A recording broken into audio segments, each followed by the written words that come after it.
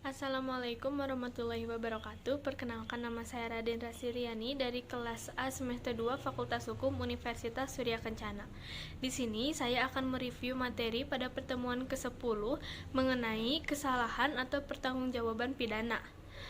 Pengertian kesalahan yaitu merupakan unsur subjektif dari tindak pidana Strafzonderschuld yang tidak terdapat dalam KUHP tetapi terdapat dalam hukum tidak tertulis. Kesalahan adalah keseluruhan syarat yang memberi dasar untuk adanya pencelaan pribadi terhadap perbuatan pelaku tindak pidana. Dalam arti yuridis dibagi menjadi dua, yang pertama kesengajaan, yang kedua kealpaan. Dalam arti sempit, kesalahan sama dengan kealpaan. Unsur-unsur kesalahan. Yang pertama, kemampuan bertanggung jawab. Lalu adanya hubungan batin antara pelaku dengan perbuatannya, yaitu yang berupa kesengajaan atau kealpaan. Lalu tidak adanya alasan pemaaf. Pengertian kesengajaan. Dalam KUHP tidak ada definisi tentang kesengajaan, tetapi dalam MVT, kesengajaan diartikan dengan menghendaki dan mengetahui menurut Whelan and Witten. Jadi, dikatakan sengaja apabila pelaku menghendaki apa yang dilakukannya dan mengetahui perbuatan yang akan dilakukannya, yaitu yang pertama, atas dasar itu, pelaku mempunyai kehendak untuk mewujudkan, menurut Wills teori, akan akibat yang nanti timbul. Perbedaan kedua teori ini yaitu dalam hal akibat dari keadaan yang menyertainya, walaupun dalam praktek penggunaan teori ini sama. Corak atau bentuk kesengajaan. Yang pertama, kesengajaan dengan maksud atau bertujuan,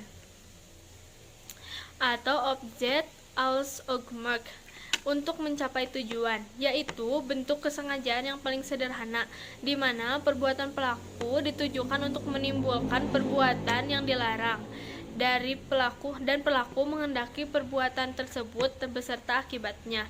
Yang kedua, kesalahan dengan sadar kepastian atau keharusan, atau object mit Zekerheid bewijzen.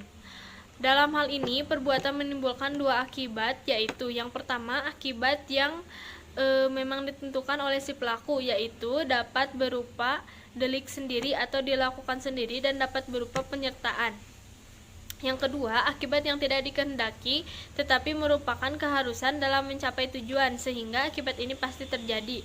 Contohnya, A hendak membunuh si B dengan menembakkan pistol, sementara B sedang duduk di balik kaca restoran. Penembakan tersebut akan memecahkan kaca si pemilik restoran.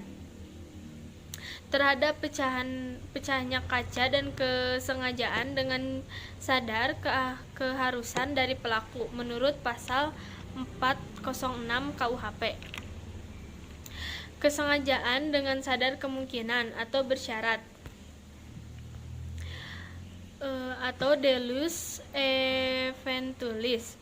Ada keadaan tertentu yang semula mungkin terjadi, kemudian benar-benar terjadi. Yang kedua, contohnya Ares Quetort di kota Huizen, negeri Belanda. Teori apa boleh buat atau inkaufnehmen teori. Dalam teori ini, keadaan batin si pelaku terhadap perbuatannya adalah sebagai berikut. Yang pertama, akibat itu sebenarnya tidak dikehendaki, bahkan pelaku benci atau takut akan kemungkinan timbulnya akibat tersebut.